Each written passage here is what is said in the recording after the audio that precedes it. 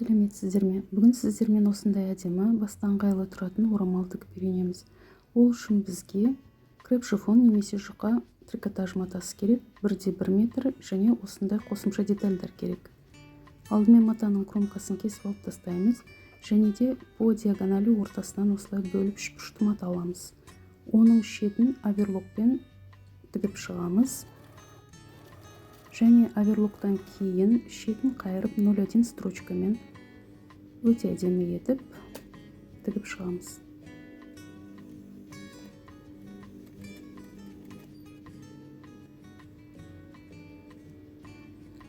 Дайын болғанда осылай болады.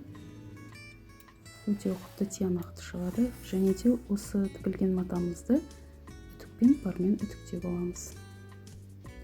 Енді мына екі кішкентай деталіміздан бау жасап тігеміз. 0,5 строчкасымен тігіп, бір басын жауып тігемізде, оң бетіне айналдырып аударып аламыз.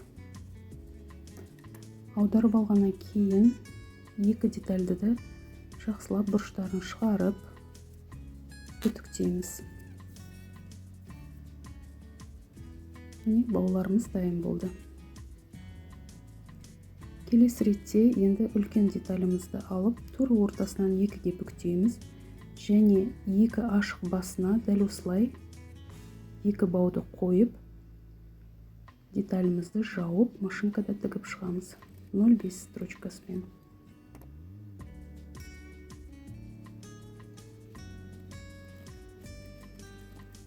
Екі жағын жауып тігіп алғаннан кейін бұрыштарын кішкене қиып жібереміз, бұрыш әдемі шығу үшін.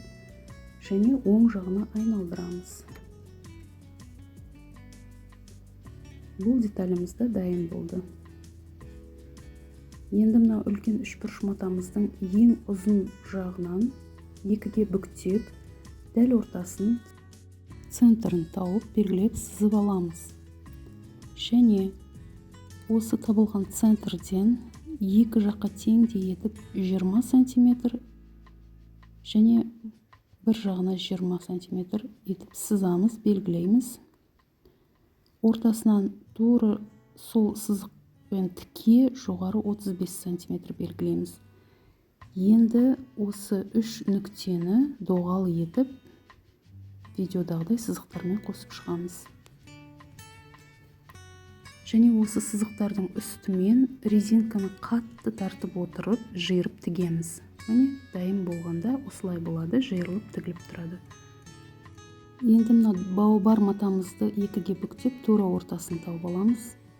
Және орамалымыздың ортасын тапқан сызықпен екеуін беттестіріп, машинкада тігеміз.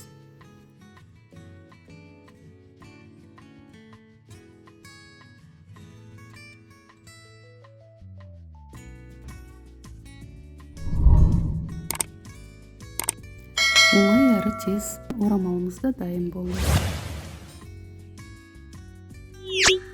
Алдын әдемі гүлмен әрлесеңіздер де болады.